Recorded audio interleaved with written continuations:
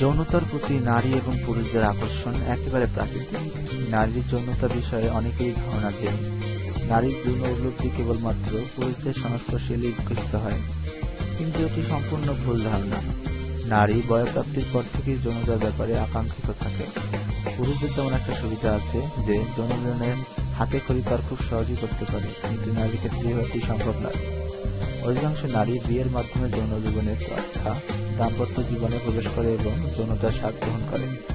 মানুষ মাত্রই যৌন জীবনের একটা প্রয়োজন রয়েছে, তবে এই যৌন জীবনের ফলস্বরূপ কেবলমাত্র প্রজননের তাগিদে যৌনতায় অংশ নেওয়া নয়।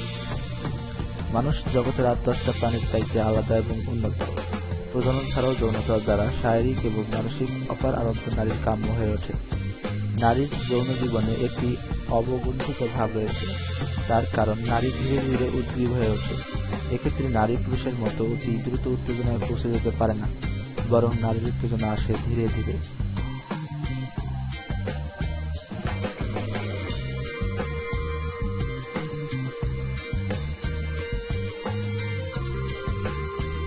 নারীর শরীরের প্রায় সবটুকু যৌন উদ্দীপক। পুরুষের মতো নারী শুধু যৌনাঙ্গে উত্তেজনা ধরে রাখে না। নারীর ঠোঁট, স্তন, পিতম্ব, তলপেট, স্তনবৃন্ত, উরু ইত্যাদি স্থানে চুমু, মৃদু দর্শন এবং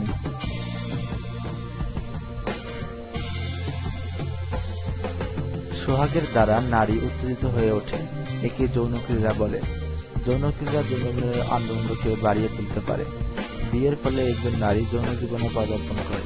বিয়ে হচ্ছে একটি সামাজিক বন্ধন। একজন পুরুষ এবং একজন নারী একত্রে সহাবস্থানকে বিয়ে বলা হয়। নারীর জীবনে বিয়ের প্রথম রাত একটি গুরুত্বপূর্ণ ঘটনা। অনেক নারী রাত্রিকে ভয় পায়, বিশেষ করে যারা ধর্মীয় কুসংস্কার দ্বারা আচ্ছন্ন। তারা বিয়ের প্রথম রাতে নানা প্রকার অপ্রীতিকর কর্মকাণ্ড ঘটাতে পারে।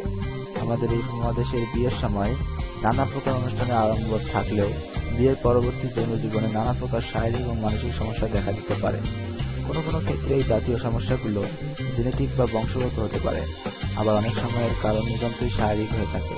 তবে যৌন জীবনের যে কোনো প্রকার সমস্যায় নারী এবং পুরুষকে উভয়ই ভাবিয়ে তুলতে পারে।